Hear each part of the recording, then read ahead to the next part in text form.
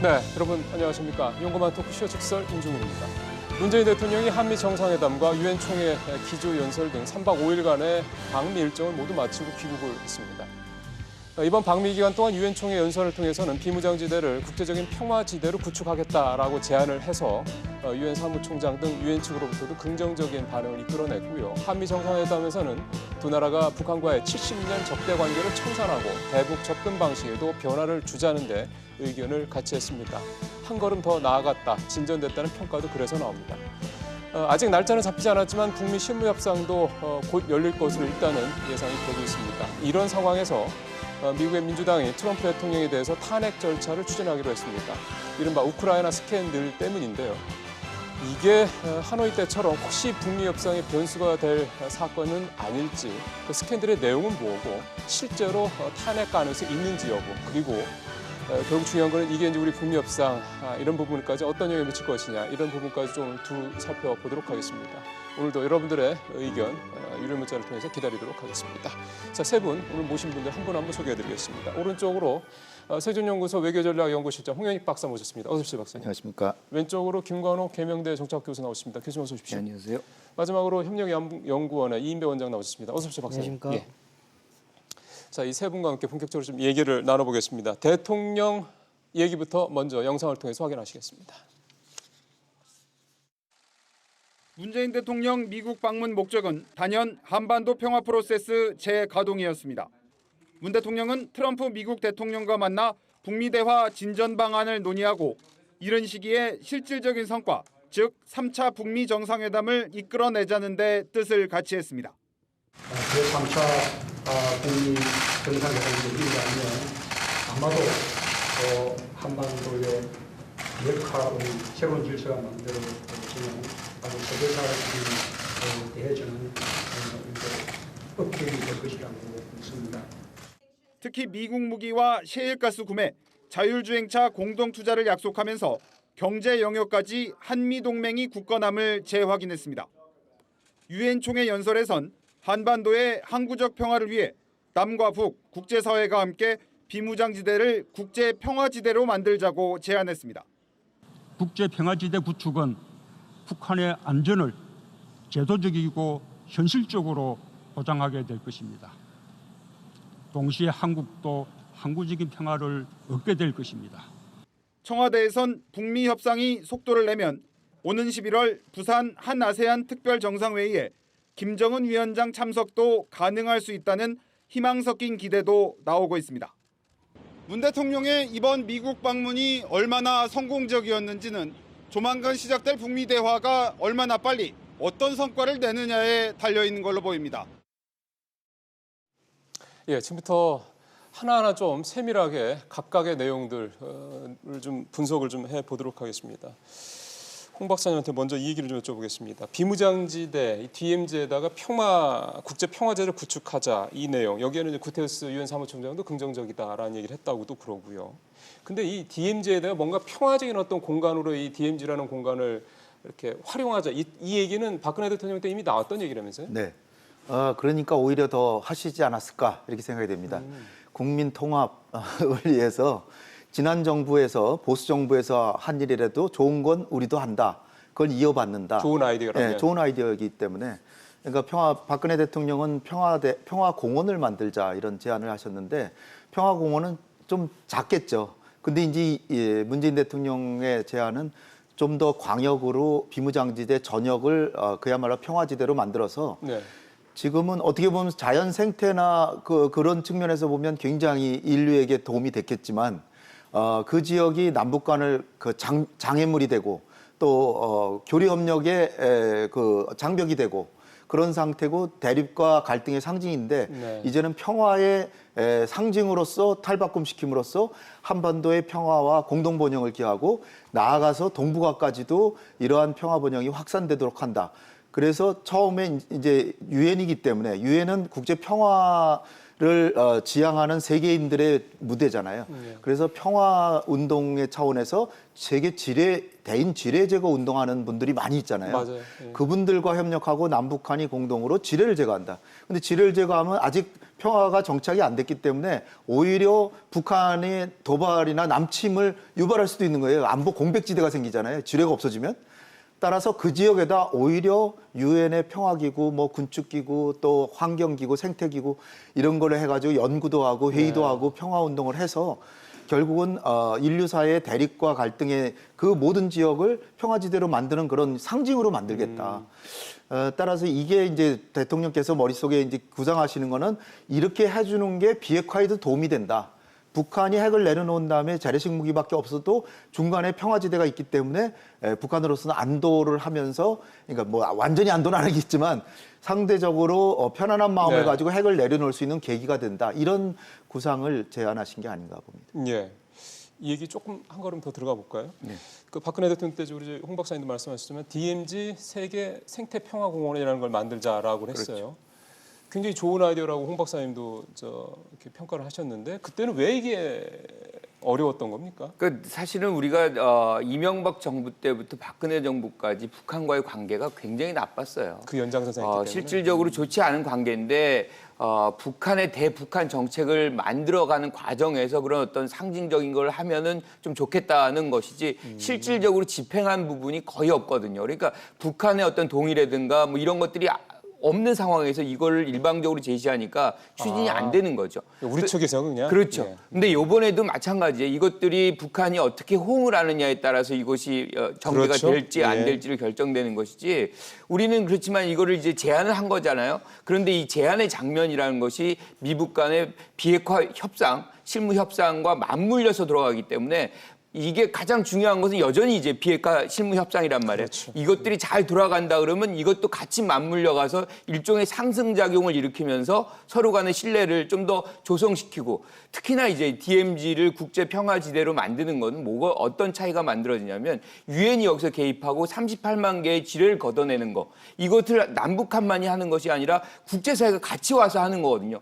그러니까 지금은 미북 간, 남북 간 뭐 이렇게 양자 간의 어떤 문제들이었는데 이게 예. 다자 간의 문제로 이제 접근이 되고요. 국제사회가 여기 한꺼번에 들어오게 된다 그러면 실질적으로 긴장 완화가 되고 평화 조성이 되는 그렇게 해서 사실 어떻게 보면 이번에 이제 뭐 전쟁 불용이라 안전 뭐 보장이다, 세 가지 번영이다 얘기했죠. 뭐 이렇게 얘기하지만 핵심은 안전 보장이거든요. 지금 북한이 가장 우려하는 거는 미국의 어떤 공격이랄까 뭐 이런 것들인데 이것을 원천적으로 제거하는 것이 가장 중요한 건데 그걸 DMZ부터 이렇게 해서 걷어냄으로 해서 안도감을 주고 그것이 이제 비핵화 협상과 맞물려진다면 사실은 굉장히 좋은 효과가 있을 수 있겠다는 것이죠. 이게 남북 간의 상징물이 아니라 이제 정말 글로벌한 평화의 그렇죠. 상징물이 될 수도 있다 충분히. 그렇죠. 그러면 이제 결국은 지금 우리 김 교수님도 말씀을 하셨지만 북한이 이걸 이미 이제 2014년대 어떻게 보면은 DMZ라는 거를 일단 평화의 어떤 공간으로 만들겠다는 아이디어가 나왔는데 그 당시 상황은 지금 말씀하신 것처럼 그냥 일방적인 우리의 주장이었던 거고.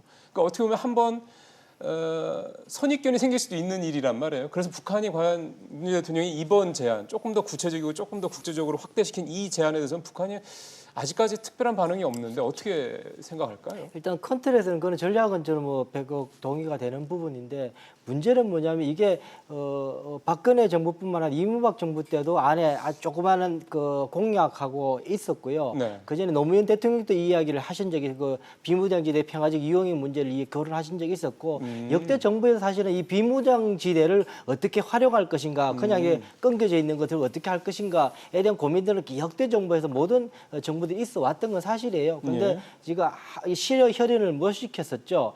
그랬는데 그것이 구조적으로 한국하고 북한하고의 관계 때문에 안 된 것이 가장 큰 이유이기도 하고요. 예. 그런데 뭐 그거는 이제 더 큰 전략상의 문제인데 기술적으로 봐도 조금 어려운 부분이 조금 꽤 많이 있었어요. 어떤 점이 그래요? 그러니까는 지금 38만 개라 그러는데 그 비무장지대에 예, 지뢰가. 제가 찾아보면 그게 200만 개라기도 하고 100만 개라 그러기도 하고 왜 38만 개인가에 대한 건 정확히 저는 수치를 잘 모르겠어요. 훨씬 많을 거다. 네, 뭐 보면 한 200만 개, 그중에서 대인지뢰와 대전차지뢰 포함한다 그래도 대인지뢰가 더 많기 때문에 100만 개 이상은 대인지뢰가 될 것 같다는 생각이 들고요. 뭐 그 전 상황이 그렇고 첫 번째. 그래서 시태 파악이 잘 안 돼 있는 게 첫 번째고요. 두 번째로는 그것을 제거하는데 지금 그냥 이 통설로 나와 있는 것은 지금 대인지뢰 제대하는데 300년이 걸린다고 이야기를 해요. 네, 사실은 그 정도로 많이 걸리고 하기 때문에 10년간 해가지고 3,000개 정도밖에 제거 못했다는 이야기도 있거든요. 그러니까 굉장히 기술적으로 어려운 부분이 있어요. 그리고 또 하나 이걸 생태 공원화 시키거나 하려 그러면 이 산림 보존이 돼야 되는데 환경적인 문제요. 예, 그거를 이 제거하려 그러면 저게 북한 거나 우리 거는 플라스틱이거든요. 대인지뢰 자체가 그래서 탐지가 잘 안 돼요. 안 되기도 하고 그러다 보니까는 한 개 하는 건 어렵고 그렇게 잘 쉽게 하는 방법 그걸 폭파시키는 거거든요.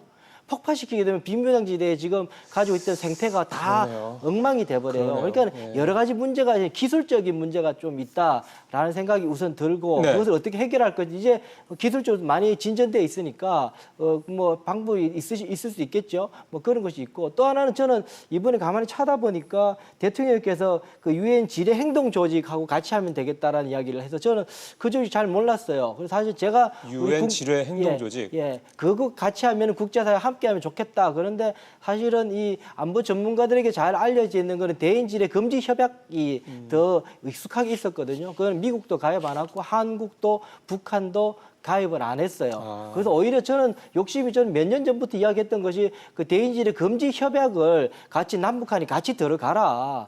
들어가고 나서 그 판문점지 비무장지대를 같이 제거하는 것이 오히려 더 모양새가 좋은데 그걸 안 하고 우회하는 모습이 조금 보여서 저게 어떤 의미인지 조금 저도 의뢰해요. 그리고 유엔 지뢰 행동 조직이라는 그 유엔 산하의 예. 완전히 큰 대조직이 있질 않습니다. 그래서 저게 어떤 의미인지 조금 더 봐야 되겠다 생각이 들어요. 예. 지금 특히 우리 이 박사님께서는 기술적인 접근에 있어서의 어떤 좀 어려운 점도 또 지적을 하셔서요. 그리고 또 하나 아이디어는 대인지뢰 금지 협약을 어떻게 보면 이제 관련 당사국들이 가입하는 게 어떻겠냐, 가입이 안 돼 있으니 그런 말씀도 해주셨고, 그러면 이 DMZ 관련된 문제는 한 가지만 더, 이거는 세 분한테 같이 드리겠습니다. 뭐 제가 너무 낙관적으로 이거를 바라봐서 그런지는 모르겠습니다만 아마 많은 국민들께서 잘 되면 좋겠다라는 생각에는 뭐 공통적으로 생각하실 것 같아서 이렇게 질문을 드려보겠습니다. 누구든지 먼저 답변하셔도 좋고요. 잘 된다는 전제입니다. 그러면 이게 이 DMZ라는 공간이 만일에 어떤 국제적인 평화 지역의 평화 또 공간으로서 만약에 이렇게 추진이 되는 과정들이 이제 앞으로 계속해서 본격화된다면 이게 좁게는 남북 관계, 좀 더 넓게는 북미 관계 또는 동북아 질서 이런 데 어떤 영향을 미칠 것이냐라는 부분에 대한 의미를 한번 짚어봤으면 좋겠습니다. 누가 먼저 하시겠습니까? 홍 박사 먼저 하시겠습니까? 뭐 한반도에 이제 평화가 정착되는 것과 맞물려서 이게 돼야 되고 지금 당장에 북한이 이걸 받겠느냐? 그러니까요. 북한이 받으면 바로 하죠. 근데 제가 볼 때는 움직일 가능성이 커 보이지 않는다. 왜냐하면은 우리는 이제 북한의 군사 위협을 항상 강조해서 북한이 이제 우리를 항상 먼저 침략할 것이라고 이제 생각하지만 남북한의 군사력이라고 하는 게 핵과 미사일을 제외하면 과연 북한이 우리보다 군사력이 우위냐 하면 실제적인 능력은 수량은 북한이 조금씩 더 많더라도 병력 수도 많고 탱크 수도 많고 예. 비행기 수도 많습니다. 근데 이를테면 공군력 같은 거 하면은 비행기 수가 우리보다 2배 되는데 실제로 공군력은 우리가 아마 2배, 뭐 한 서너 배 더 강할 겁니다.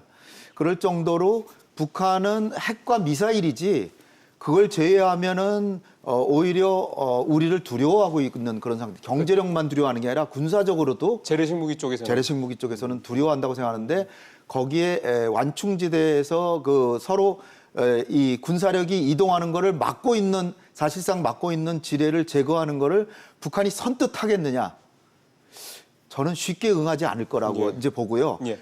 이것은 아마도 비핵화가 좀 진전이 돼서 북한이 그야말로 제도적인 안정이 되고 억지력은 그야말로 핵과 미사일로 억지력은 가지면서 재래식 군사적으로 대한민국과 충돌이 없으리라고 상상이 될 때 거기에 응하지 지금 당장에 응할 것 같지가 않아요. 알겠습니다. 그래서 이게 좀 쉬워 보이지가 않고요. 그러나 이제 상징적으로 이런 제안을 하는 건 매우 의미가 있고 그리고 그 비무장지대 워낙 넓으니까 150km잖아요. 그러니까 250km죠. 그러니까 그 지역의 일부는 철도가 지나가고 도로가 지나가고 일부는 또 박근혜 대통령이 얘기한 대로 공원을 만들고 또 나머지 상당 부분은 생태공원으로서 세계유산, 문화유산, 생태유산으로 유네스코에 등재도 하고 보호하고 그리고 뭐 예. 그 자연 생태를 보존하는 지역으로 주로 활용하는 것이 좋지 않을까. 그러니까 좀 더 다양하게. 네, 예. 지른제가 같아요. DMZ라는 게 결국엔 분단의 상징이고 그렇죠. 어떻게 예. 보면 대결의 상징 그리고 마지막 남은 냉전의 상징이라고 볼 수 있는 거거든요. 그래서 이것이 해소가 된다 그러면 역사의 한 꼭지가 끝나가는 그런 장면이다라고 할 수 있을 정도로 굉장히 상징성이 크다 이렇게 예. 봅니다. 그런데 이제 문제는 이것이 다 비핵화와 등등의 것들과 연동이 돼 있다는 거죠. 그러니까 북한의 입장에서는 비핵화할 때 가장 수반돼야 되는 게 일단 종전선언을 해야 되고 미국과 관계 정상화해야 되고 평화 체제 구축이 돼서 그렇죠. 체제 보장이 돼야만 하는 거거든요. 그렇지 않는다면 이것을 열 수가 없는 거의 장면이 있는 것이죠. 그래서 저는 우리가 이거를 너무 낙관적으로 볼 필요는 보는 건 없지만 없다. 어쨌든 다자가 즉 유엔을 중심으로 해서 다른 많은 국가들이 이 DMZ라는 부분들의 어떤 이 새로운 형태의 DMZ를 만들어가는 주체자로 등장한다는 것 자체가 사실은 북한 쪽에서나 우리 쪽에서 서로 협력자의 어떤 새로운 협력자를 모셔오는 그런 효과가 있을 수 있거든요. 예. 그래서 저는 작게나마 지금 홍 박사님 말씀하셨지만 작은 영역에서라도 계속해서 좀 이걸 넓혀갈 필요가 있다. 우리가 최근에 남북한이 일부 영역만 좀 지뢰를 제거한 적이 있어요. 맞아요. 예. 그것만으로도 굉장히 상징적이잖아요. 그래서 이런 부분들을 조금씩 넓혀가고 시대적으로 좀 확장을 해나가야지 첫 술에 이렇게 배부를 수는 없을 것 같아요. 그럼 이건 일종의 굉장히 이것도 단계적으로 그렇죠. 조금씩 단계적으로 접근해야 돼. 맞습니다. 오랜 기간 동안에 이게 묵혀 있는 일이기 때문에. 예, 일단은 이 제안을 북한이 받아들일 것에 대해서는 두 분도 아까 우리 처음부터 이제 이 박사님도 조금 이제 어려울 거다라고 보셨고 상징적인 의미에서는 뭔가 좀 이렇게 좀 조금씩 열어갈 필요는 있지 않겠는 생각이 드네요. 사실은 그 학자들도 그렇고 그 저 부분을 김 교수님 말씀하신 것처럼 이게 냉전의 마지막 남아있던 상징 같은 것이어서 저것을 어떻게 전환시키는가에는 굉장히 중요하고 국가적으로도 욕심이 가는 부분이에요. 그래서 늘 모든 정부가 저기에 대해서 어떻게 바꿀 것인가에 고민을 하고 있는 부분이긴 한데 해서 저도 뭐 예전 10년 전에 거기에다가 일본에 있었던 히로시마에 있던 평화의 불처럼 그 이제 더 이상 이제 핵에 이제 전쟁의 위협이 없는 나라 하겠다고 해서 그런 것처럼 이 판문점 그 지역에다가 이 비핵화 탑 같은 걸 세워서라도 그 상징적으로 그게 공원화 시킬 때 비핵화 탑 같은 거라도 UN, IAEA가 뭐 인도스를 하든 해서 좀 그렇게만 하게 좋겠다라고 저도 그 마음에 그런 그 꿈을 꾸어본 적이 있었는데요. 저는 뭐 소박하게 단계적으로 지금 조금씩 이렇게 좀 바꿔야 된다는 것을 김 교수님 말씀 100% 동의하고요. 그래서 제가 또 농림부 분들 좀 만나보니까 그런 말들을 하더라고요. 사실은 사람들은 못 다니지만 그 사람들 못 다니다 보니까는 지금 동물들도 못 다닌다. 예, 그게 비무장지대에게 철조망이 가려져 있으니까는요, 동물들도 못 다니는 공간이 되어서 강원도 산골짜기나 사실은 이 귀한 동물들이 있는데요, 그런 동물들이 다 안 되고 다 단절돼 있다라고 이야기를 한 적이 들어봤어요. 그것 때문에 이 예. 식물도 그렇고 그렇다면은 사람들은 다니는 거는 조금 더 보류하더라도 생태길이라도 좀 열어주면 좋겠다. 철조망을 좀 네, 제거해서. 네, 해서 생태길은 뭐 철조가 예. 있더라도 생태길이라도 좀 열려서 비무장지대가 조금씩 숨통을 키우면 좋겠다라는 생각도 해본 적도 있습니다. 예. 어떻게 보면 우리가 이거를 이 DMZ를 조금씩 이렇게 글로벌하게 세계적인 어떤 평화의 상징으로 조금씩 뭔가 어떤 이벤트를 좀 만들어서 이렇게 이 한국이 이 또 DMZ가 세계 평화의 어떤 상징적인 존재로서 이렇게 만들어가는 그런 뭐 어떤 좀 작업도 어떻게 보면 좀 같이 좀 있으면 좋겠다는 생각도 좀 세 분 말씀 들으면서 들었습니다. 이제 다음 주제로 좀 넘어가 보면 앞서 이제 그 자막을 통해서도 나왔습니다만은 대통령이 이번에 이제 유엔 연설에서 전쟁 불용의 원칙, 상호 안전 보장의 원칙, 공동 번영의 원칙 세 가지 원칙을 이제 제기를 했습니다.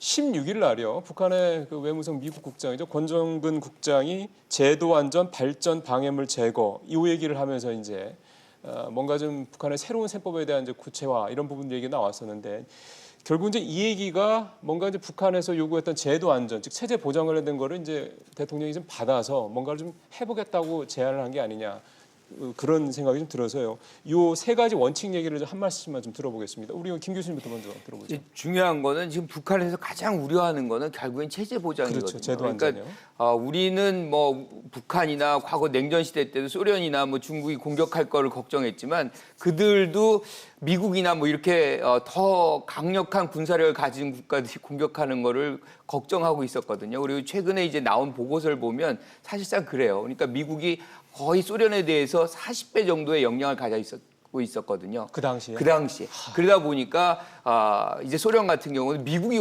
지금도 이제 우리는 북한의 어떤 안보 위협을 가장 우려하지만 북한도 마찬가지의 상황에 있거든요. 그래서 지금 북한이 핵을 내려놓는다. 비핵화를 이제 선핵 폐기를 못 받는 이유는 딱 그겁니다. 그러니까 선핵 폐기를 하면 모든 무장 해제가 되고 그 다음부터는 본인들이 이제 북한이 뭔가 딜을 할 수 있는 수단이 전혀 사라지는 거거든요. 그렇기 때문에 선핵 폐기 후 뭐 체제 보장 이걸 못 받아들이는 거고 동시적인 뭐 예컨대 단계적인 이걸 주장할 수밖에 없는 이유가 거기에 있는 것이거든요. 그런데 미국 같은 경우는 동시적인 건 좋다. 그런데 이제 너무 잘게 자르면 살라미처럼 돼가지고 원래 목적이 사라질 수도 있는 그런 우려를 항상 갖고 있는 거죠. 그러니까 북한은 이걸 한꺼번에 내줄 때 미국이 원하는 대로 일괄 타결해가지고 다 주면 무장해제 당한다는 그런 우려가 있는 거고 예. 미국은 살라미로 막 잘라놓으면 나중에 본질이 없어지는 그래서 여전히 북한은 핵을 갖고 있는 그런 우려를 갖고 있는 그러니까 이제 저는 생각이 토막을 좀 빅딜, 스몰딜 이렇게 하는데 그렇죠. 미들딜이 저는 좋겠다. 그래서 이 전체적으로 로드맵을 짜고 이거를 한 3토막, 4토막으로 나눠서 그거를 서로 교환하는 예컨대 제일 먼저는 영변하고 뭐 플러스 알파 정도 하고 여기서는 뭐 일정 부분의 제재를 해체해주고 뭐 종전선언까지 간다거나 뭐 등등의 것들을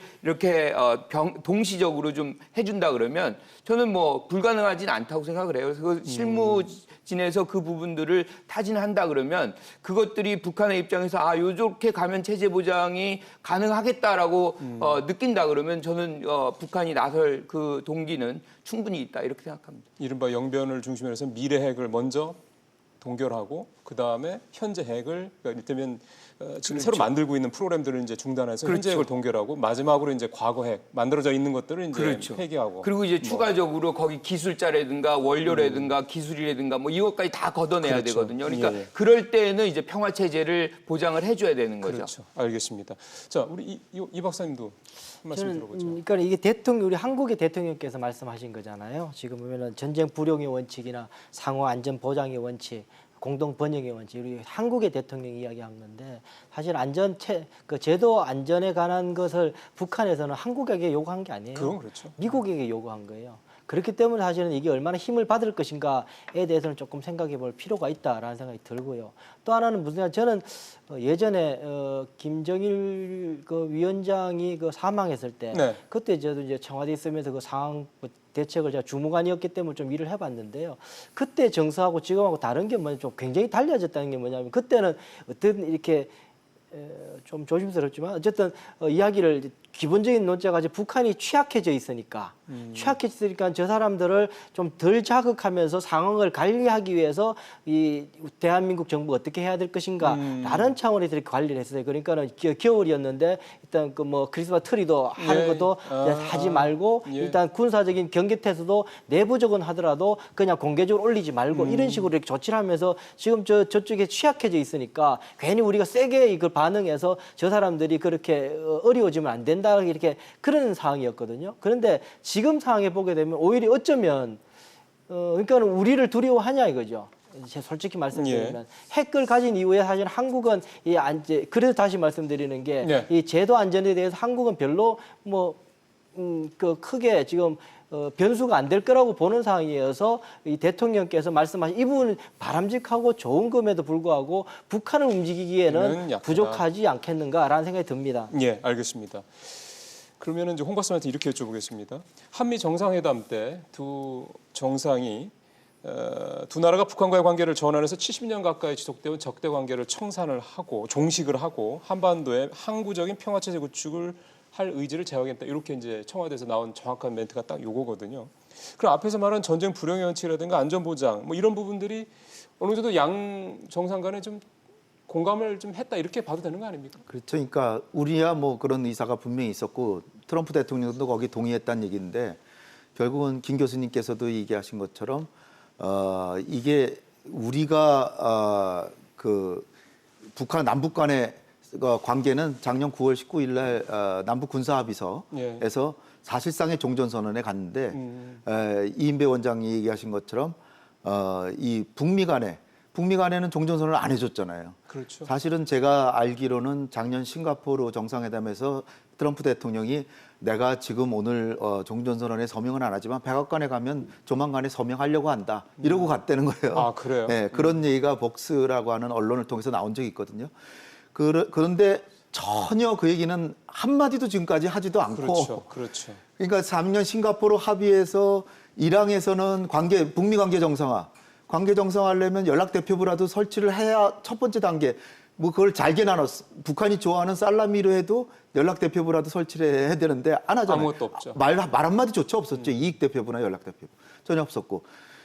평화협정까지 가는 데는 몇 년의 협상 기간이 필요하다고 하더라도 전쟁이 끝났다라고 선언해 주는 것도 아직 안 해주고 있잖아요. 예. 그러니까 우리 대통령의 이 연설은 북한만 겨냥해서 지금 얘기한 게 아니라 미국이 행동을 해야 북한이 움직일 거 아니냐는 얘기가 같이 들어있는 것이다. 그리고 이제 또 하나의 큰 의미라고 하면은 일단 남북 간에 전쟁은 절대로 하지 말고 그다음에 서로 간에 불가침 약속을 하고 미국도 북한하고 수교하고 그다음에 거기서 넘어서서 그렇게 되면 북한이 핵이 없어지잖아요. 핵이 없으면 그 국력으로 볼 때 남한의 경제력의 43분의 1이란 말이에요, 지금. 그 주민들이 먹고 살 게 없으니까 핵도 없어지고 남한의 방송 같은 것들이 보고 하면 남한은 저렇게 잘 사는데 우린 못 살잖아요. 예. 그러니까 공동 번영의 원칙에 따라서 북한이 핵을 놓으면 북한이 경제적 빈곤으로 체제 안전 불안을 느끼지 않을 수 있도록 국제사회가 북한의 경제 발전에 도움을 줘야 된다 그죠. 그런 얘기가 다 함축돼 있는데 지금 미국의 대북 정책은 도움을 주기는커녕 제재조차 완화도 안 해주니 북한이 어떻게 핵을 버리겠습니까? 저는 이거는 나무 밑에서 고기를 잡으려고 나무 밑으로 가는 거나 마찬가지예요. 미국이 제재라도 완화를 해주지 않는데 예. 북한이 핵을 내려놓는다? 저는 한 번도 생각해 본 적이 없어요. 북한이 그렇다면 지금 제재를 완화해주거나 해제해주면 핵을 포기한다고 하는 건 북한은 없는 제재를 만들어서 해제시키기 위해서 핵을 만들었나요? 아닐 거 아니에요. 예. 그러니까 미국이 잘 생각을 해보면 북한의 핵을 포기시키는 방법은 간단해요. 어떻게 보면. 뭐 다른 나라처럼 수교해주고 예. 종전선언해주고 평화협정 중국하고 한국하고 4개국이 평화협정 맺고 그다음에 미국한테도 이러는 경제 발전을 위해서 이를테면 동해 관광지에 투자하고 예. 미국도 돈 버는 거잖아요. 예. 그렇게 투자하면 그런 상황을 조성해 주고 북한의 핵을 포기하기를 기대를 해야 되는데 그게 아니라 모가지를 그냥 잡아죄면서 너 핵 안 포기하면 더 죄겠다 그러면 포기하겠습니까? 예. 그러니까 제가 조금 좀 더 나간 측면은 있지만 대통령께서 생각하시는 거는 그런 거를 염두에 두고 저는 세 가지 원칙을 제안하신 게 아닌가 이렇게 보는 겁니다. 아침에 김계관 여러분들 아마 이름이 익숙하실 겁니다. 전에 이제 북한 외무성 일부상이었죠. 지금은 이제 고문이라고 그러더군요. 김계관 고문이 했던 얘기에 여러 가지 내용을 얘기를 했는데 그 중에 하나가 우리는 2년 동안 2017년 이제 가을 이후 2년 동안 핵무기 실험도 안 하고 미사일 발사도 장거리 미사일이죠. ICBM 발사도 안 하고 그런 시험도 안 했고 그 다음에 싱가포르 정상회담에서 합의했던 유해 송환도 다 했고 우리는 다 했는데 니네들은 뭐 하냐 이 얘기를 또 하더라고요. 그리고 상황 조치에 대한 지금 우리 홍 박사님 지적하셨던 그 부분을 얘기를 하던데 근데요 한미 정상회담에서 새로운 얘기가 하나 나오는 게 트랜스폼 얘기가 나옵니다. 그래서 양측의 한미가 북한을 대하는 자세에 뭔가 전환이 있을 것이다라는 식의 이제 해석이 좀 나오고 있어서 이거는 의미를 부여하기가 좀 힘든 겁니까? 저는 의미를 부여해야 된다고 생각을 해요. 그러니까 지금까지의 어떤 미북 간의 관계 속에서는 개선된다는 그런 단어가 주로 이제 사용이 됐는데 트랜스폼이라는 건 구조적으로 이제 전환된다는 얘기를 하는 거잖아요. 그러니까 기본적으로 저는 이 안에 가장 많이 함축되어 있는 단어는 종전선언이라고 생각해요. 이제 적대 관계를 이제 종식시킨다는 거죠. 우리가 이제 이 하나의 샘플이 있어요. 72년도에 69년도부터 사실은 키신저가 이제 중국을 막 왔다 갔다 하면서 72년도에 닉슨이 베이징을 가죠. 방문했죠. 예. 그래서 이제 상해 커뮤니케를 발표하고 그때 이제 적대 관계를 청산했는데 지금의 저는 트랜스폼이라는 단어도 결국에는 미국과 북한 간의 어떤 종전 선언의 의미, 즉 그 단계를 가겠다는 한국 정상과 미국 정상의 합의의 내용이 그 안에 들어가 있다. 결국은 그 메시지가 북한에서 받아들여라는 얘기거든요. 예, 예. 그러려면 사실은 북한도 지금 로드맵을 구성한다거나 뭐 등등의 부분에서 우리가 얘기하는 실무 협상을 충실히 이제 같이 이행을 해야 되는 것이고요. 예. 저는 좀 크게 보면 지금 트럼프 대통령이 과거의 닉슨의 전략을 좀 답습할 수도 있다고 봐요. 그러니까 우리가 70년대 본 뭐 냉전이 굉장히 크게 이제 자리 잡고 있을 텐데 소련을 견제하기 위해서 결국에는 이제 중국을 가져온 거 아닙니까? 그렇죠. 지금은 이제 가장 중요한 어떻게 보면 전략적인 경쟁자라고 한다 그러면 중국 중국인데. 아니겠어요? 그러니까 그 부분에서 북한을 약간 이탈시키는 그런 효과. 즉 북한과의 미국 간의 어떤 관계 관계를. 개선을 시킴으로 해서 중국을 소외시키는 그런 효과가 충분히 있을 수가 있거든요. 인도 태평양 전략이 될 수 있군요. 그렇죠. 그래서 이제 저는 그 부분을 우리가 이제 상상이 잘 안 갈 수도 있겠지만 저는 그런 부분까지도 만약에 이제 키신저의 예. 조언을 얻었다면 트럼프는 그것이 본인의 어떤 대통령 임기 동안에 만들어지는 굉장히 큰 역사적 그런 어떤 성과물로도 가져갈 수 있을 것 같아요. 그러니까 닉슨이 그렇게 해서 실용 외교로 뭐 나중에 탄핵 비슷하게 갔지만 결국엔 그런 건 예. 남잖아요. 그러니까 트럼프도 결국엔 뭔가를 남기려고 할 때는 이번에 유엔 연설에도 뭐 중국이라든가 이란에 대해서는 굉장히 강경하게 하지만 북한에 대해서는 여지를 많이 남겨놓았단 예, 말이에요. 이제 그런 측면에서 뭔가 북한과의 관계는 우리가 조금 약간 진정성을 좀 읽어도 되는 거 아닌가 뭐 이런 생각을 좀 해보는 거죠. 희망이 예. 있는 거죠. 이 트랜스폼 얘기는 우리 이 원장님한테도 하나 네. 좀 더 줘봤으면 좋겠는데 뭐냐면 이번에 한미 정상회담에서 트럼프 대통령이 행동을 전혀 고려하지 않고 있다라는 얘기를 했고요. 그러다 보니까 그리고 지금 우리 김 교수님도 말씀하셨습니다만 이 트랜스폼이라는 게 좀 그렇게 종전선언에 가기 위한 어떤 하나의 브릿지 역할을 할 수 있다라고 말씀하셨기 때문에 그러면은 이 정도면 트럼프가 지난 18일 얘기했던 뉴 메소드 즉 새로운 방법에 대해 쪽으로도 연결을 해볼 수 있지 않을까 하는 생각이 드는데 어떻게 보십니까? 우선 이 트랜스폼이란 사실 저도 아침에 새벽에 이 백악관 사이트에 들어가서 보셨어요? 트럼프 대통령의 어드레스를 다 읽어보고 왔는데 이거 못 봤거든요. 아, 제가 트랜스폼이라는 단어는 그것도 지금 보면은 발표문 합의서에 그렇게 했다라고 채택돼 있다 그러는데 저 합의서도 있던 적이 없었고요. 저는 백악관에는 저는 확인을 못했습니다. 우리 청와대에 따로 청와대에서. 교환했는지 모르겠지만 예. 저는 그 청와대에도 합의문을 남북 정상 간의 합의문이 올라와 있는 건 없고요.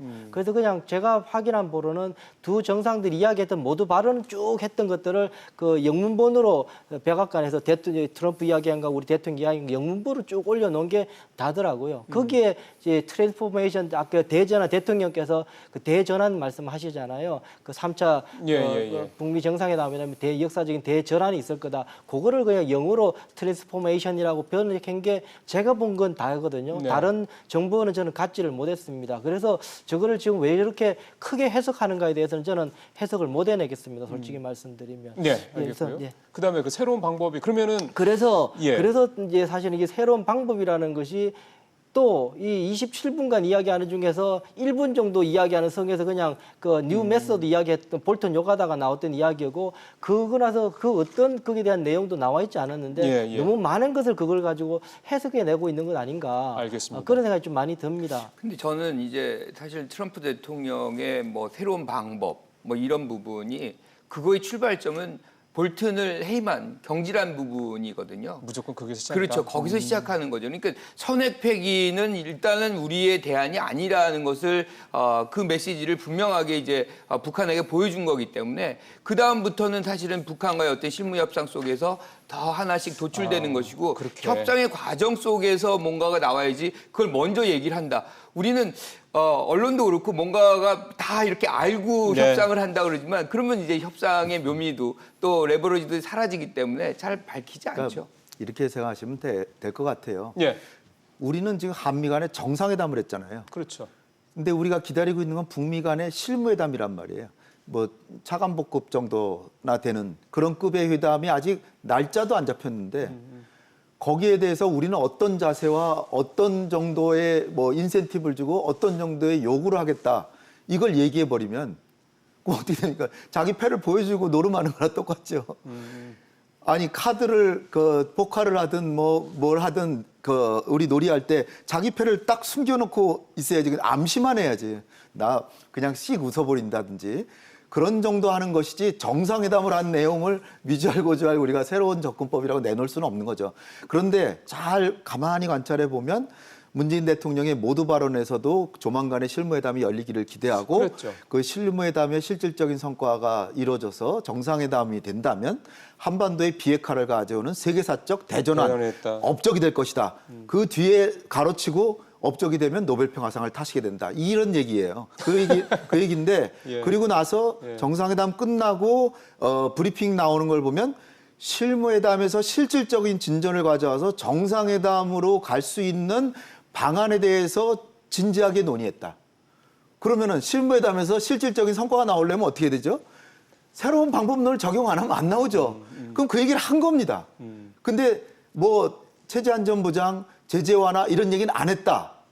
그 단어만 사용 안 했을지 모르죠. 예. 그건 제가 볼 때는 충분히 논의를 한 것이다. 그리고 우리 대통령이 생각하시는 한국의 국익에 맞는 우리는 이렇게 협상을 하셔야 된다는 얘기를 분명히 하셨고 그게 바로 새로운 접근법을 이런 게 새로운 접근법 아니겠습니까? 얘기를 하셨을 거라고 저는 보는 거죠. 예, 박사님 그렇게 좀 말씀을 하셨으니까 네. 네. 그럼 이 질문은 박사님한테만 좀 추가로 던지겠습니까? 그러면 뭔가 실무적으로 서로 간에 이제는 접점이 어느 정도 만들 수 있다라는 말씀이잖아요. 네. 그러면 뭔가 북한에서 뭐 플러스 알파가 있고 미국은 뭔가 상응 조치가 있고 이렇게 이해를 하면 되는 겁니까? 네. 지금 가장 그거보다도 이제 제일 중요한 건 싱가포르 정신에 입각해서 네. 협의를 하기로 했다. 그 얘기는 이거는 있었죠. 한미 간에 합의가 됐는데 북한도 그걸 바라고 있어요. 싱가포르 합의는 북한도 잘 됐다고 보니까 그러면, 예. 남북미 3자가 뭘 기반으로 협상해야 되는지 딱 나온 거예요. 그럼 싱가포르 합의를 다시 가보자고요. 첫 번째가 북미 관계 정상화. 예. 안 했잖아요, 미국이. 이제 행동으로 하면 돼요. 예. 아니 이미 했어야 되는 거예요. 예, 예. 그리고 평화체제. 평화체제. 예. 종전선언이라도 해줘야죠, 당연히. 그러면 북한은 비핵화 하겠다는 거 아닙니까? 그러면 거기에 맞춰서 서로 교환하면 되는데 지금 영변 플러스 알파다. 또 근데 미국은 또 하나 내놓은 게 있죠. 사실은 그게 중요한 건데 싱가포르에서 내놨어야 되는데 안 내놓은 게 북한 핵을 동결시켜야 된다. 당연히 해야죠. 그러나 북한 핵을 동결시킨다는 게 두 가지가 있습니다. 북한 핵을 동결시키면 북한은 행동을 하는 거잖아요. 거기에 상응해서 미국도 제재 완화를 해주는데 뭔가 줘야 된다는 그렇죠. 거. 그다음에 동결을 하면 미국에서는 전문가나 관료나 전부 다 하는 얘기가 동결하면 당연히 가서 신고하고 사찰을 해야지. 그렇죠. 뭘 했는지 가서 봐야 될 거 아니냐. 전 그거 하면은 안 된다 봅니다. 그냥 동결만 하고 만약에 미국에서 의혹이 되는 시설이 있다. 여기 동결 안 한 것 같은데 그러면 과거에 금창리 방식이라는 게 있어요. 금창리 1998년에 예. 어떤 동굴 속에 북한이 엄청난 핵시설을 갖고 있다 그래서 미국에서 인공위성에서 보니까 이상해져 가지고 거길 봐야 되겠다니까 정 궁금하면 대가를 지불하고 와서 봐라. 보여줄 용의가 있다. 그래서 간데 식량 40만 톤 등을 줬어요. 예. 가봤더니 아무것도 없어요. 그런 방식으로 북한의 주권을 존중하는 방식으로 일단은 동결했다는 걸 믿고 만약에 의심스러우면 그 지역을 지정해서 거기 보는데 그럼 뭘 주겠다라 해서 가서 보라는 거예요. 그러나 미국에서는 당연히 사찰을 받는 걸 당연시 하는데 사찰 받는다는 예. 얘기는 이야말로 신고하고 사찰 받는 거나 건데 그거는 북한의 안보 딜레마를 그대로 적나라하게 미국한테 그냥 넘겨주는 거예요. 우리 어디에 어디 시설이 있고 어디 있고 뭐 동결했고 해야 되잖아요.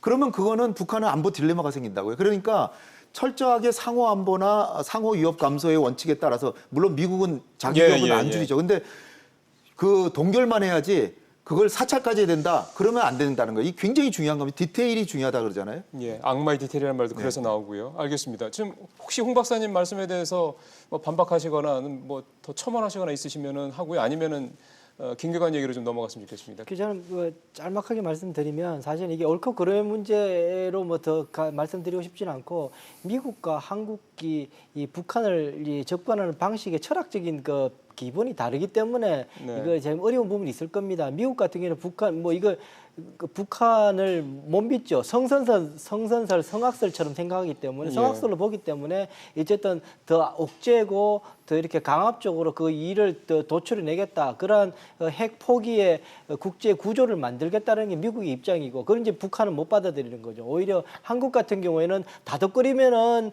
이제 저 핵을 내놓을 수 있을 거다. 의지는 있는데 용기가 없다. 그러니 다독거리면 된다라는 게 한국의 입장이고 사실은 미국과 한국이 좀 철학적으로 북한을 바라보는 입장이 다르죠. 알겠습니다. 그러다 보니까는 서로 합의도 안 되고 조금 더 어려운 부분이 있다 생각이 듭니다. 예. 그래서 사실 항상 그 악마의 디테일이라는 표현 아까 잠깐 쓰셨던 것처럼 뭔가 좀 큰 틀에서 됐다가 깊이 들어가서 실무적으로 조금 이제 어려웠던 것들이 아마 그런 부분들이 생각에 이 접근 방식 다른 점들이 있는 게 아니냐 그런 생각도 좀 드는군요.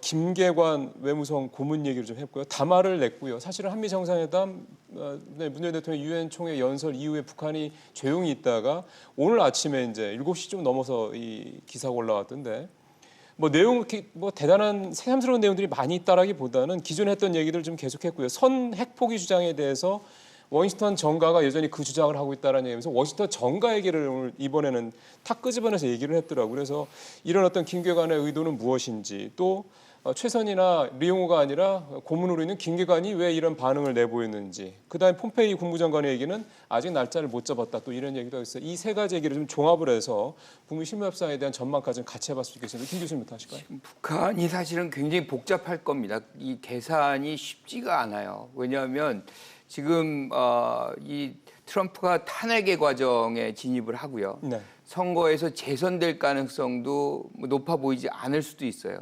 그런데 이런 과정에서 그 북한의 어떤 핵은 계속 내놓고 예. 그것이 나중에 새로운 정부가 그거를 승계를 하지 않는 상황이 벌어진다 그러면 굉장한 낭패거든요. 그런데 그런 경험이 있습니다. 그게 뭐냐면 1999년에 울브라이트 국무장관이 평양을 방문하죠. 클린턴 때죠. 그리고 조명록이 백악관을 방문합니다. 군복 입고. 굉장히 좋은 관계 속에서 이제 갔는데 부시가 등장하면서 2001년에 악의 축이라는 단어를 끄집어내고 북한을 하나의 어떤 제거의 대상으로 선정을 하는 정책적 대전환을 가져오게 되는 거죠. 그럴 때는 뭐 속수무책으로 당할 수밖에 없었기 때문에 이제 다시 핵을 만들어내는 그런 장면들이 벌어졌는데 지금도 이제 그런 우려가 발생을 하는 거예요. 그러니까 이게 시기적으로 뭐 예컨대 트럼프의 어떤 재선이 가능성이 매우 높다거나 지금 탄핵의 어떤 국면도 좀 아니다, 굉장히 좀 안정적이다라고 한다 그러면 좀 속도감을 이제 내서 그것들을 조정을 할 텐데 이게 아니니까 선뜻 예. 굉장히 이제 계산을 치밀하게 지금 하고 있을 거예요. 그래서 지금도 정부의 어떤 공식 라인이 아니라 김계관 어떻게 보면 리타이어한 사람의 입장에서 내는 그런 장면이란 것은 약간 전략적으로 비켜서 얘기하고 있는 것 아닌가. 그렇게 계산을 좀 해석을 좀 해볼 수 있을 거예요. 예.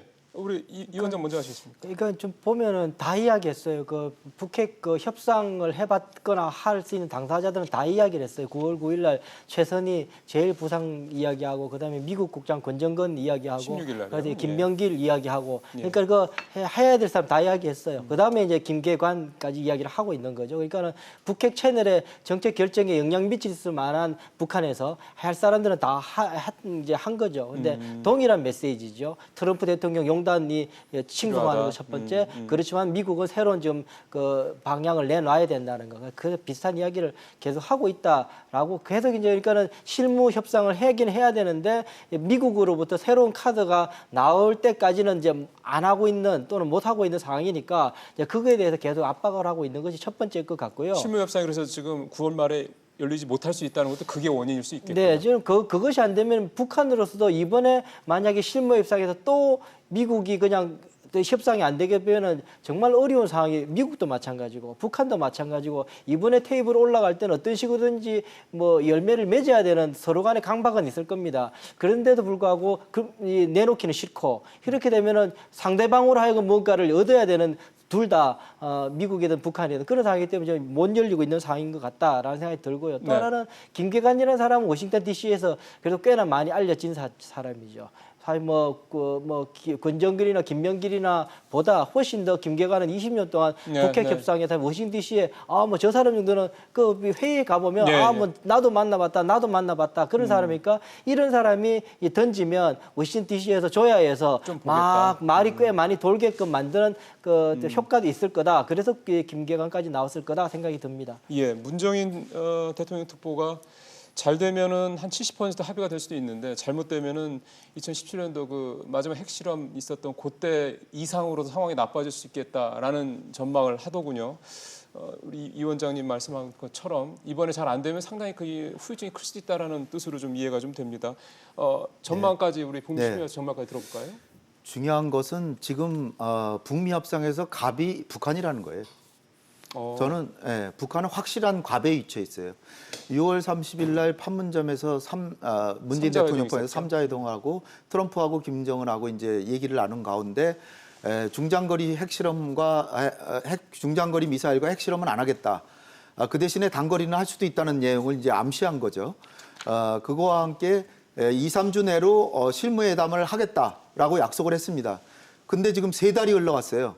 그동안에 김정은은 사실은 나올 생각도 좀 뭐 있었겠죠. 근데 한미 간에 연합훈련을 한다고 하는 걸 보고 야, 그동안에 우리 단거리 미사일 또 방사포 개발한 거 다 갖다가 이번에 좀 시험해라.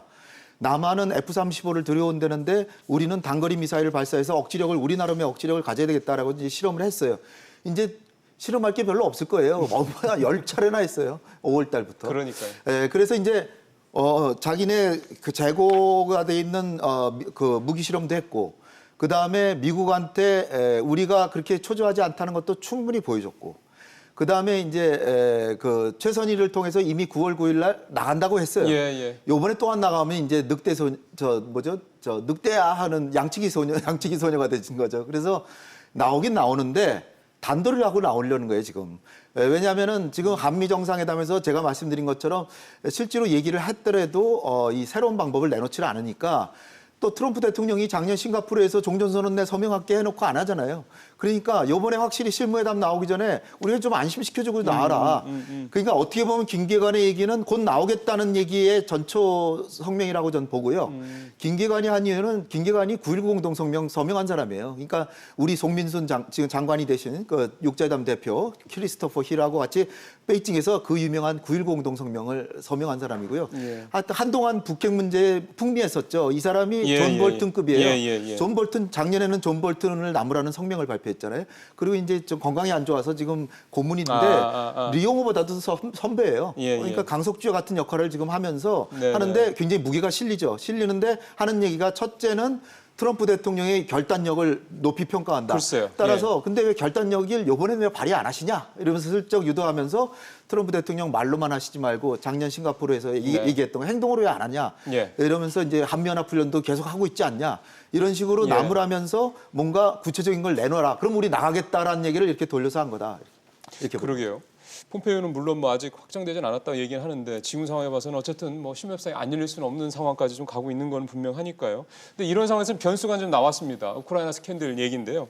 김 교수님이 간단하게 좀 우크라이나 스캔들 얘기를 좀 요약을 해주시죠. 그러니까 우크라이나 스캔들의 얘기는 사실은 바이든이라고 민주당 유력 후보의 아들이 우크라이나에 전 부통령. 전 부통령이죠. 그런데 지금 민주당 후보 중에 가장 선두주자거든요. 그러니까 어떻게 보면 트럼프 대통령 입장에서는 가장 강력한 적수예요. 그래서 이분을 무너뜨리면 대선 고지에 먼저 올라갈 수 있는 그런 기회가 발생을 합니다. 그런데 이제 그 아들이 우크라이나의 어떤 가스공사 이사로 있는데 거기에 부패의 어떤 문제가 되는데 거기에서 이 바이든 부통령 당시 뭔가 압력을 넣어가지고 그 조사를 무산시킨 거 아니냐라고 제가 어제 새벽에 이제 녹취록을 다 읽어봤어요. 그런데 두 정상 간의 녹취록이 참 어떻게 보면 수준이 굉장히 떨어진다. 그러니까 특히나 미국의 대통령과 일국의 대통령 사이에 지금 주고받는 대화가 굉장히 안 좋고 우리가 정치를 공부하는 데 있어서 이렇게 좀 왜 이런 수준뿐이 안 될까 할 정도로 지금 되는 건데 가장 이제 핵심은 뭐냐면 결국에는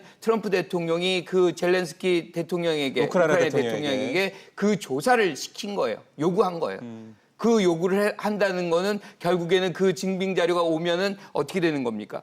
이 선거 국면에서 바이든을 아주 공격할 수 있는 소재거리가 만들어지는 아주 유리한 입장에 들어서게 되는 것인데 문제는 뭐냐면 그렇게 되면 다른 국가가 선거에 개입하게 되는 이게 이제 또 하나의 어떤 선거법에 저촉이 되는 영향이 있거든요. 그러니까 민주당은 탄핵 국면으로 들어가는 것이고 그게 또 뭐하고 연결이 되냐면 2016년 선거 때 러시아 스캔들이 있잖아요. 그때도 러시아 힘을 조금 이용하지 않았느냐는 것에 대한 우려가 또 민주당에 있기 때문에 탄핵으로 갈 수밖에 없는 것이고 그런데 문제는 이제 탄핵이 될 가능성은 저는 적다고 봐요. 왜냐하면 이제 하원 같은 경우는 2분의 1로 이제 결정을 합니다. 그러니까 지금 다수당이 하원은 민주당이기 때문에 통과될 텐데 상원 같은 경우는 뭐 67명이 돼야 되는데 공화당이 여전히 다수당이거든요. 거기서는 안 될 가능성이 매우 높은데도 불구하고 밀고 가는 거는 그 탄핵의 국면 속에서 많은 문제점, 의혹들이 사실은 트럼프의 의혹들이 등장하면서 유리한 고지를 민주당에서 잡을 수 있을 것 같다라는 그런 판단이 아마 이런 탄핵 열차를 몰고 가는 이유 아닌가 이렇게 생각합니다. 예, 어제 저도 좀 자료 조절하면서 쭉 보니까 요즘에 미국 언론들은 마치 우리 조국 정부에서 기사들의 90%가 거의 조국 장관 관련된 얘기로 갔던 것처럼 이 우크라이나 스캔들 얘기로 거의 90%를 도배하고 있다는 얘기를 하더군요. 그 정도로 이제 미국에서 이게 관심사다라는 건데 혹시 트럼프 대통령이 실제로 탄핵이 될 수 있을 것이냐라는 부분에 대해서 나는 그렇게 본다라고 하시는 분이 있으시면 그 질문을 드리고요. 뭐 지금 우리 김 교수님 말씀대로 탄핵까지 안 갈 거다라고 보신다면 추가 질문은 이렇게 드리겠습니다. 우리 이 원장님한테 먼저 좀 드리면 이게 이제 결국은 이렇게 탄핵이 되든 안 되든 이 과정이 이제 계속 갈 텐데 트럼프 대통령한테 이런 식으로 어떤 새로운 변수가 생긴 게 북미 협상이 지난 하노이처럼 뭔가 변수가 될 수 있느냐 이 여부거든. 이 얘기를 좀 들어봐야 될 것 같습니다. 이 원장님 어떻게 보십니까?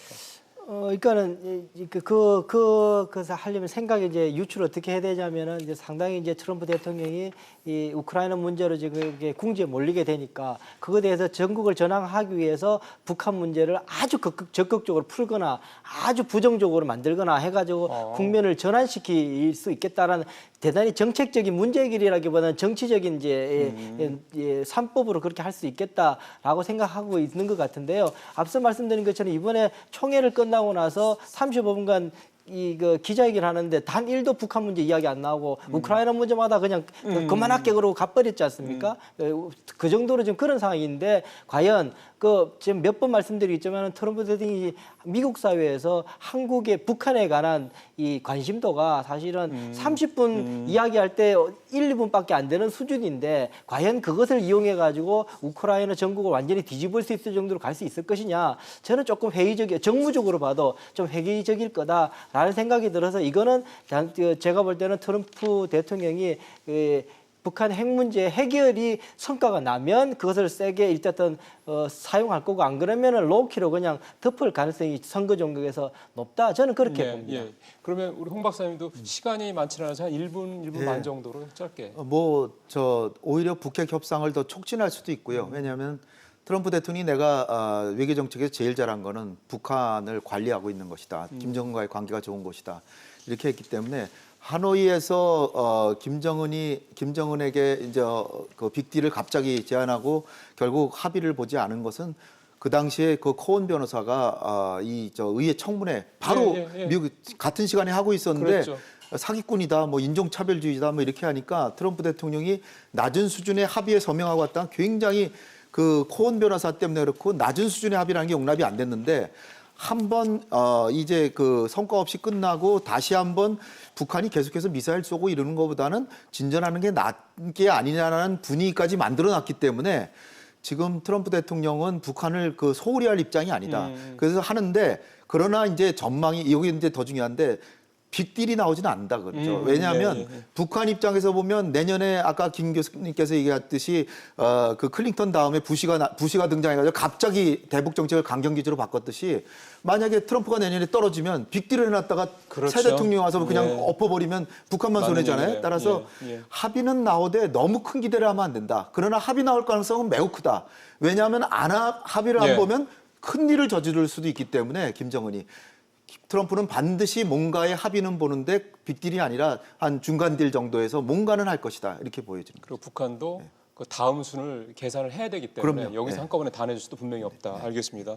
우리 김 교수한테는 마지막으로 조금 더 포괄적으로 질문을 드렸으면 좋겠습니다. 뭐 이 북미 협상에 대한 영향도 있고요. 또 하나는 아까 이제 저 방송 들어오기 전에 이제 나온 기사긴 합니다만 다음 달 10일 날 이제 미중 무역 협상이 이제 실무급 고위급 협상이 열린다고 그러더라고요. 이제 이것도 좀 새로 들어온 얘기여서 결국은 조금 더 포괄적으로 이 우크라이나 스캔들이 이런 문제들 뭐 미중 그 어떤 그 무역 어떤 협상 문제라든가 북미 협상 이런 데 전반적으로 다 어떤 영향을 미칠지까지 좀 말씀하셨으면 좋겠습니다. 사실은 탄핵 국면이 여러 가지 영향을 미쳐요. 지금 뭐 북핵 문제도 마찬가지지만 미중 무역 협상, 즉 어떻게 보면 전쟁이나 마찬가지인 상황인데 이거를 어떻게 끌고 갈 것이냐. 그러니까 두 가지 얘기가 나올 수 있어요. 그러니까 성과를 크게 가져와 가지고 양보를 받아서 국민들에게 보여줌으로 해서 내 탄핵 국면에서도 내 이런 성과 가져왔으니까 날 재선시켜 다오.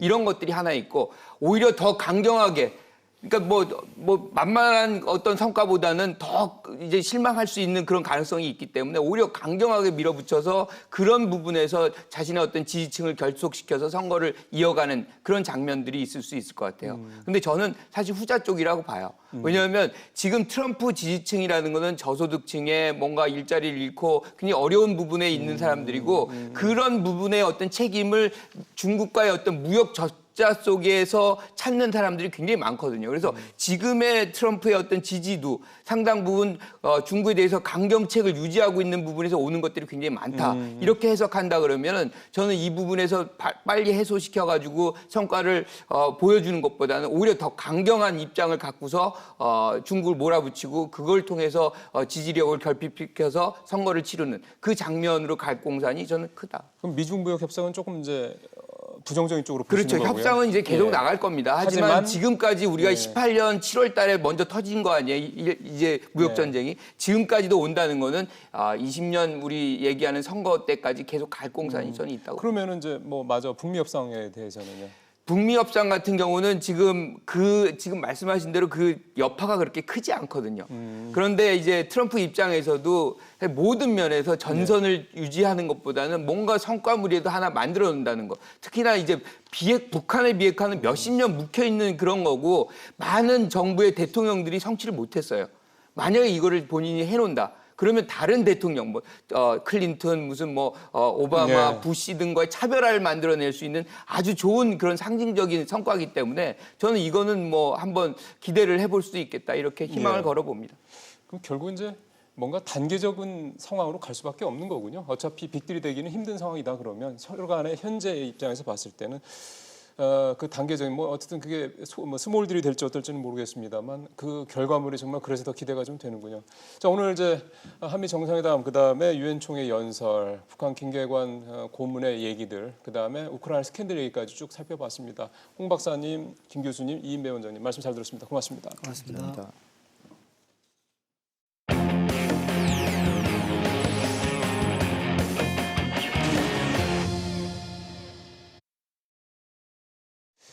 예, 조국 법무부 장관이 나흘 전에 자택 압수수색이 있었죠. 그 당시에 근데 현장에 있었던 검사와 직접 통화를 했다는 사실이 이제 뒤늦게 드러났습니다. 이게 논란이 안 될 수가 없습니다. 세상 돌아가는 소식 수 따라잡기 잠시 후에 최순의 시사평론가와 얘기 나눠보겠습니다. 국회 대정부 질문에 나온 조국 법무부 장관은 지난 23일 자택 압수수색 당시 현장 검사와 통화한 사실이 있느냐는 한국당 주광덕 의원의 질문에 그렇다고 시인했습니다. 압수수색하고 있는 검사팀장에게 장관이 전화 통화한 사실 있죠? 네, 있습니다. 법무부 장관으로서는 절대 해서는 안 될 일을 저는 하셨다고 생각합니다. 그렇지 않습니다. 제 처가 매우 안 좋은 상태라서 좀 배려를 해달라라고 말했습니다. 본회의장은 술렁거렸고 야당 의원들은 불법 수사 외압이다. 조 장관은 수사 관여를 하지 않았다며 공방을 이어갔습니다. 한국당은 대정부 질문 도중 정회를 요청하고 긴급 의원총회를 열어 조 장관을 직권남용 혐의로 고발하고 탄핵 소추를 추진하기로 결정했습니다. 법무부 장관은 개별적인 사건에 대해서 수사 지휘를 할 수 없게 되어 있습니다. 그래서 이 부분에 대해서는 저희가 명백히 탄핵 사유에 해당하기 때문에 탄핵 소추를 추진하도록 하겠습니다. 민주당도 대정부 질문 직후 의원총회를 열고 검찰 외에는 알 수 없는 통화 내용이 알려졌다며 법적 조치까지 검토하고 있습니다. 피의 사실을 알려주는 정도가 아니고 아예 내통하고 있다는 걸 입증하는 그런 자료라고 생각이 듭니다. 시작부터 끝까지 조 장관을 둘러싼 논쟁을 벌인 여야는 대정부 질문 둘째 날인 오늘도 통일 외교 안보 분야 질의와는 별도로 조국 공방을 이어갈 것으로 보입니다. 네. 최순의 평론가 나왔습니다. 어서 오십시오, 평론가님. 일단은 이 얘기부터 먼저 하죠. 네. 전화를 했다. 법무부 장관이 이제 압수수색을 하고 있는 검사 현장 팀장이었다는 얘기도 있고 하던데 어쨌든 그 내용은 이제 아내가 이제 몸이 안 좋으니까 좀 빨리 해달라 이런 게 이제 조 장관 얘기는 했는데 이제 그 내용보다도 사실은 그 행위 자체에 대해서 참 논란이 참 불가피해 보입니다. 일단 정경심 교수가 조국 장관한테 전화를 했다는 거고요. 압수수색 들어왔다. 네, 그래서 이제 아마 그 상태 정 교수 상태가 안 좋았나 보죠. 정신적으로나 이제 신체적으로. 입원도 했다가. 네, 그래서 이제 압수수색을 당하니까 아무래도 이제 남편이 그러니까 유추예요. 이 부분은 남편이 장관이고 하니까 뭐 당황스러워서 이제 전화를 했고 그런 맥락에서 조 장관이 어제 국회에서 한 발언은 좀 너무 상태가 안 좋아서 이제 부인이 놀래가지고 자기한테 전화를 한 거다. 그렇죠. 거기서 이제 조 장관은 이제 그 수색을 하고 있는 검사를 연결을 해서 좀 이렇게 배려해 달라, 신속하게 좀 압수수색 해달라 이런 얘기를 했다는 거예요. 근데 네. 문제는 이제 그 질문을 주고 받으면서 그런 행위 자체가 문제가 안 될 거라고 이제 판단했다는 게 이제 문제인 거죠. 조 장관이 어쨌든 왜냐하면 부인을 통해서 연결이 됐든 본인이 직접 했든 어쨌든 시간에 통화를 했다는 것 자체가 이제 문제고 그런 말을 했다라는 게 이제 문제인 거고 그런 행위는 그런 의식이 없어서 했다라고 이제 우리가 판단할 수밖에 없잖아요. 그런 부분에 있어서 법무부 장관으로서 본인과 본인의 가족을 수사하는 검사한테 적절하지 못하는 언행을 했다 이렇게 판단하는 겁니다. 예. 이제 또 그도 그럴 것이 지난번 동양대 그 최성해 총장하고도 부인을 통해 가지고 통화를 한 적이 있지 않습니까? 이게 총장님이 이렇게 해주시는 게 총장한테도 도움이 되고 아내한테도 도움이 될 거라 이런 발언을 한 적이 있기 때문에. 상당히 사려 깊지 못했고 이게 지금 본인은 또 이제 장관이 됐잖아요. 상당히 어떤 긴장감이나 경계심이 부족했던 언사였다. 이렇게 판단할 수 있는 대목이죠. 예. 만약에 법무장관이 아니었고 그냥 다른 부처 장관이거나 뭐 또는 뭐 이랬다 그러면 민족 수석도 분명히 당연히 아니고 이랬다 그러면 그러니까 완전히 뭐 이제 검찰과 관련이 없는 위치였다면 뭐 그 정도 얘기할 수 있었을 수도 있는데 인지상정적으로 봤을 때 이제 이게 법무장관이라는 자리에 있다 보니. 이 전화를 한 게 내용 여부는 차치하고 자꾸 이제 이게 논란을 구설에 자꾸 날 수밖에 없는 것 같습니다. 본인의 심정이 어떻든 경위에 어떻든 그러니까요. 결과적으로는 했다는 거고 어쨌든 저 어휘 자체가 되게 압박이나 어떤 위력의 행사로 비춰질 수 있기 때문에 뭐 여러 가지의 어떤 그 법 위반으로 적용을 해서 지금 뭐 탄핵 소추까지 얘기가 나오고 있어서 지금 조 장관 수사가 또 다시 한번 이제 경랑에 지금 휘말리고 있습니다. 예, 탄핵 얘기는 잠시 후에 여쭤보겠습니다. 뭐 그럼에도 불구하고 검찰 어쨌든 뭐 영장을 2번 더 받으면서까지 11시간을 했고요. 그래서 별로 이렇게 개의치 않았던 것 같긴 합니다. 현장 그 검사 저 수색팀은 이에 대해서 민주당은 이거를 이제 검찰과 한국당이 이제 내통을 하고 있다 이렇게 또 이제 해석을 하면서 이제 반박을 하더군요. 근데 그 사실을 또 어떻게 알았을까 이런 생각도 문득 듭니다. 그러니까 이제 주광덕 의원은 이제 본인이 그냥 뭐 의심 삼아서 이렇게 툭 던진 질문인데 시쳇말로 이제 조 장관이 이제 뭐 낚인 발언을 했다 뭐 이렇게 얘기를 하는데 아마도 제보 같은 것이 있지 않았을까라는 이제 유추할 수 있는 대목입니다. 왜냐하면 그랬으면 그게 아니었으면은 벌써 나왔을 얘기가 사실 나흘 뒤에 나온 얘기니까요. 그리고 대검도 몰랐었다잖아요. 예, 그러니까요. 어쨌든 그 부분은 이제 정리하고 그리고 이제 한국당은 이제 상당히 격앙하게 반응을 하면서 의원총회까지 열어서 이제 탄핵으로 가겠다 이런 얘기를 했단 말이에요. 장관에 대한 탄핵 이런 게 우리가 과거에 있었습니까? 한 번 있었더라고요. 우리가 이제 대통령 탄핵은 기억을 하잖아요. 뭐 불행했던 과거사지만 당장 박근혜 전 대통령 또 기각됐지만 노무현 전 대통령도 있었는데 장관 탄핵 소추를 이제 발의한 건 한 번 있었더라고요. 2015년도에 통과된 건 아니었고. 그 새정치민주연합 지금의 이제 더불어민주당 전신이죠. 2015년도 박근혜 정부 시절에 그 정종섭 행안부 장관을 이제 탄핵한다고 발의를 했어요. 근데 이제 그게 발의를 하고 국회에 보고되면 24시간이 지나고 72시간 이내에 이제 그거를 표결을 해야 되는데 그 시간이 지나가지고 이제 표결은 안 된 적이 있더라고요. 그러니까 추진만 했었군요. 그러니까 왜냐하면 3분의 2의 동의를 얻어서 이제 발의를 하니까 그때 그 당시 이제 새정치민주연합 자체로는 그것이 가능했었지만 본회의에 이제 통과는 못 된 거죠. 예. 그러면 이거는 어떻게 보면 이제 정치적인 어떤 그런 어떤 전략, 뭐 전술 이렇게 봐야 되는 겁니까? 실제로 뭐 그렇게 따지면 이번에도 결국 되지는 않을 거 아닙니까? 한국당 입장에서는 자체적으로 이제 발의할 수 있어요. 이제 바른미래당도 거기에 동조를 한다고 하니까 그럼 얼추 지금 뭐 바른미래당을 실제 행동하는 의원들만 따져도 이제 4명을 제끼면 24명이거든요. 그러면 110석 플러스 24니까 충분히 발의는 하는데 절반이 안 돼서 통과는 어려운데 아마 이게 정치적 행위이고 지금 계속 이 국면이 오래 가니까 한국당은 이제 투쟁의 강도 내지는 뭐 저항의 강도 이걸 정치적 공세를 강도를 높이면 높일수록 본인들한테는 좀 유리하다고 판단하니까 아마 지금 해임 거래안은 지금 안 되고 있는 상황에서 탄핵까지는 이제 이게 또 잘못이 명백하게 있는 거니까 상당히 또 상징적이라고 받아들여서 있어서 예. 탄핵소추 일단 발의는 이제 할 수 있는 거죠. 예. 근데 원래는 한국당은 조국 장관을 이제 대정부질문 하는 그 자리에 못 서게 하겠다. 굉장히 이제 그 부분에 대해서 했는데 네. 어제 이제 자리에 섰고요. 그 자리에서 이제 어제 또 새롭게 나온 얘기가 뭐였냐면 이제 조국 장관이 1900년대더군요.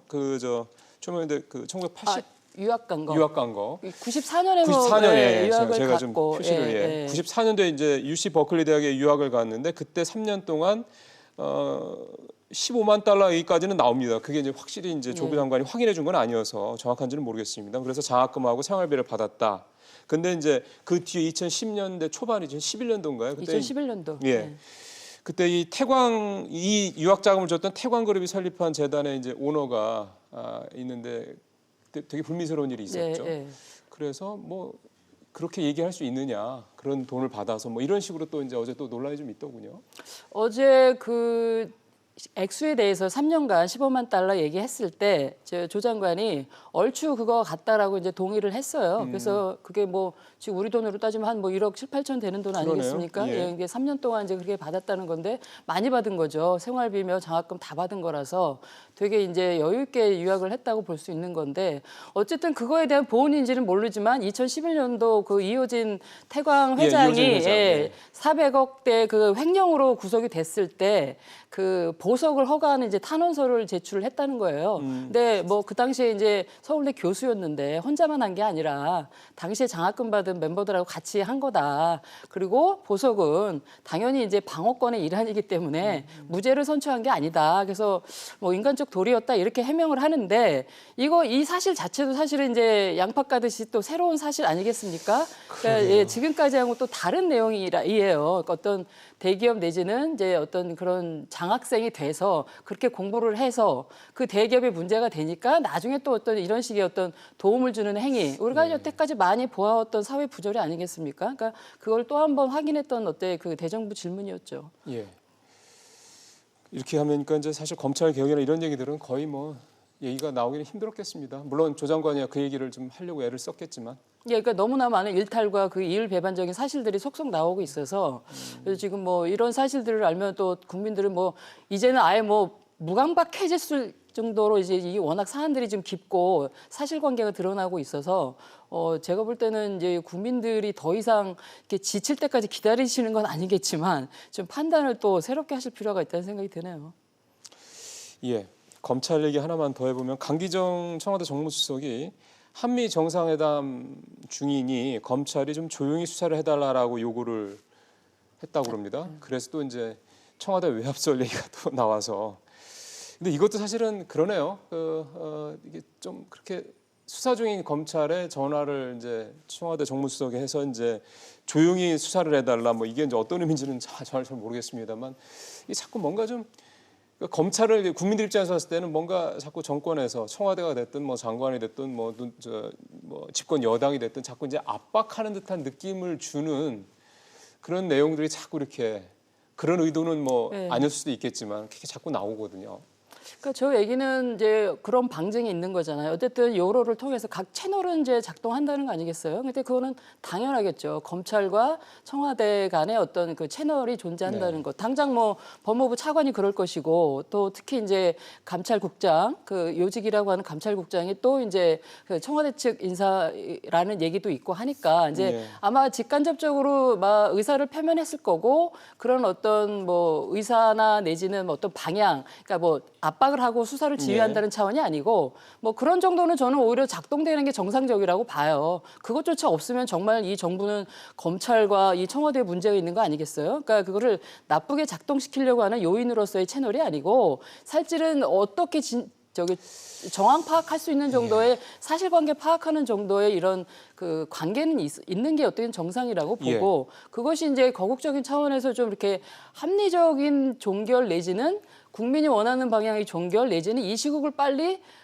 마무리하려고 하는 종결 차원에서의 어떤 뭐 그런 대화는 필요할 수 있다고 보는데 지금 저 강 수석의 발언이 또 지금 약간 문제가 있던 게 말을 안 듣는다 이렇게 표현을 했어요. 그러니까 이거는 상당히 지금 이 수사에 대해서 본인이 이제 본인들이 특히 이제 정무수석이잖아요. 예. 이렇게 뭔가 압박 내지는 뭔가 예. 행사를 하려고 했던 게 이제 비춰지는 이제 표현이라서 그것이 저는 이제 좀 문제가 된다고 보는 거죠. 말을 안 듣는다는 표현은 강 수석이 인정을 한 발언입니까? 본인이 이제 어느 행사장에서 예. 그렇게 이제 했고 공개적으로 한 발언이고 그것이 이제 코테이션을 따고 이제 어제 기사로 이제 뜬 거죠. 예.